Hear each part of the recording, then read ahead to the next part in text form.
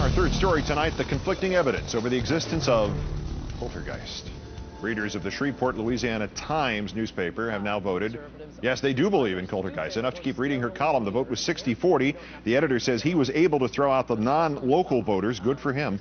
So he says poltergeist stays for now. But on the national front, growing evidence that poltergeist simply is not real. Consider the latest exhibit from MediaMatters.org. The website examined the sourcing in Coulter's new book, New, that is, if you disregard the alleged plagiarism. And when it comes to many of her footnoted citations, let's just say there don't seem to be any WMD there. For instance, discussing a 2005 New York Times article about creationism, Coulter wrote, quote, "The Times reporter was forced to keep describing the evolutionists' entire retort to these arguments as others disagree. That's it. No explanation, no specifics, just others disagree." Media Matters checked out footnote number 2 there, and so did we. That phrase she quotes, others disagree, it was not used. Those explanations of evolution, she says, were not there. Allow me to quote from the Times piece. Early vertebrates, like jawless fish, had a simple clotting system, scientists believe, involving a few proteins that made blood stick together. Scientists hypothesized that at some point a mistake during the copying of DNA resulted in the duplication of a gene, increasing the amount of protein produced by cells. Most often such a change would be useless, but in this case the extra protein helped blood clot, and animals with the extra protein were more likely to survive and reproduce. Over time, as higher order species evolved, other proteins joined the clotting system. For instance, several proteins involved in the clotting of blood appear to have started as digestive enzymes. Scientists have largely been able to determine the order in which different proteins became involved in helping blood clot, eventually producing the sophisticated clotting mechanisms of humans and other higher animals. The sequencing of animal genomes has provided evidence to support this view. Your mileage may vary.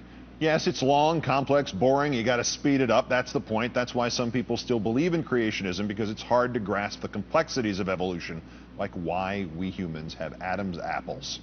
And the complexity is why fake authors with fake ideas can still peddle their crap by crafting their talking points so that honest rebuttals are by necessity long, complex, and boring, which is why it's important that somebody check out the footnotes. We left a message with Crown Publishing to ask them about that little matter. Nothing yet. Fortunately, Media Matters just loves checking out footnotes, joining us tonight with some details on just how dishonest, inaccurate, misleading, well, I'm giving it all away. David Brock founded and runs Media Matters with the Ann Coulters of the world in mind and in the crosshairs. David, thanks for your time tonight. Thank you, Keith. Why does this matter? Well, it matters for a couple reasons. One, as you mentioned, this came up in the context of her publisher defending her against charges of plagiarism. And they said in a statement a few weeks back that they believed she wasn't guilty of plagiarism because she knows how to do research, and she makes her citations and she makes her annotations correctly. And so we took them up on that challenge, and we found and we've published 14 cases of false documentation, number one. Number two, as you know, she's had access to network and cable television for several weeks now promoting this book, and I think it's important for her media enablers to know precisely what it is they're allowing her to promote, which is something here that's based on false documentation.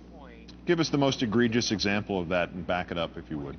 Sure. Well, there are many. One I would point to would be a case where she claims that kindergartners were being schooled in sex education classes in adult sexual practices. And that does sound shocking. She's made the claim in the book and on television.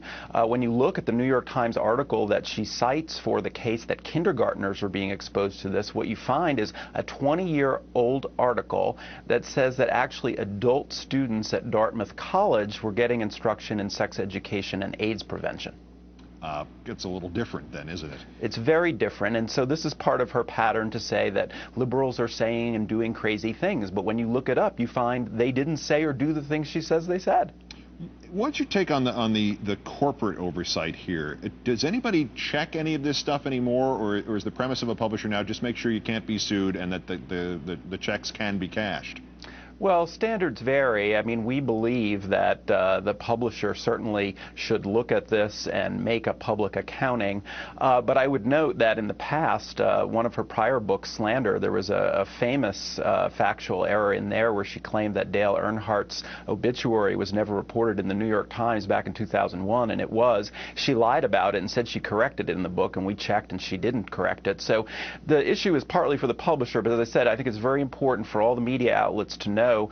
The wider context here, as you've discussed, is in the context of a book that smeared the 9/11 widows. She's been on television advocating political murder, and lately, and very strangely, saying that Bill and Hillary Clinton and Al Gore are all gay. So I think there's a serious issue of media accountability here. Ann Coulter can say her nonsense, but she has no right to be given these platforms, and we have a petition on our website at MediaMatters.org if people are concerned about this issue. David Brock of Media Matters, thanks always for your watchdog work on all these things, and thanks for your time tonight, David. Thank you very much.